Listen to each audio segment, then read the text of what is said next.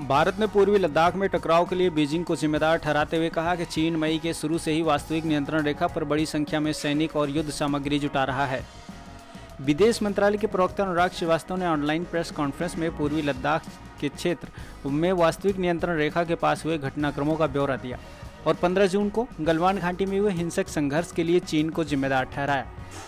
अनुराग श्रीवास्तव ने कहा कि मई के शुरू में ही चीनी पक्ष ने गलवान घाटी के क्षेत्र में भारत की सामान्य पारंपरिक गश्त को बाधित करने वाली कार्रवाई की और मई के मध्य में इसने पश्चिमी सेक्टर के कई अन्य क्षेत्रों में यथास्थिति को बदलने की कोशिश की।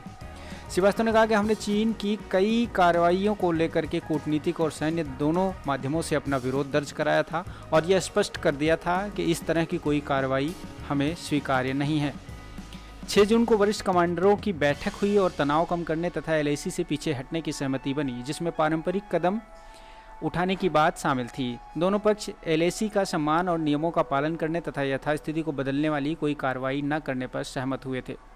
चीनी पक्ष एलएसी के संबंध में बनी इस समझ से गलवान घाटी में पीछे हट गया। उसने एलएसी के बिल्कुल पास ढांचे खड़े करने की कोशिशें की। यह कोशिश विफल कर दी गई तो चीनी सैनिकों ने 15 जून को हिंसक कार्रवाई की, जिसका परिणाम सैनिकों के हताहत होने के रूप में निकला। इसके बाद दोनों पक्षों के बीच क्षेत्र में बड़ी संख्या में सैनिकों की तैनाती हुई। हालांकि सैन्य एवं कूटनीतिक संपर्क जारी है। अनुराग श्रीवास्तव ने यह भी कहा कि चीनी पक्ष मई के शुरू में ही एलएसी पर बड़ी संख्या में सैनिक और युद्धक सामग्री जुटा रहा है। यह विभिन्न द्विपक्षीय समझौतों के प्रावधानों के अनुरूप नहीं है। खासकर 1993 में सीमा पर शांति और स्थिरता बनाए रखने के लिए हुए महत्वपूर्ण समझौतों के प्रावधानों के अनुरूप तो बिल्कुल भी नहीं है।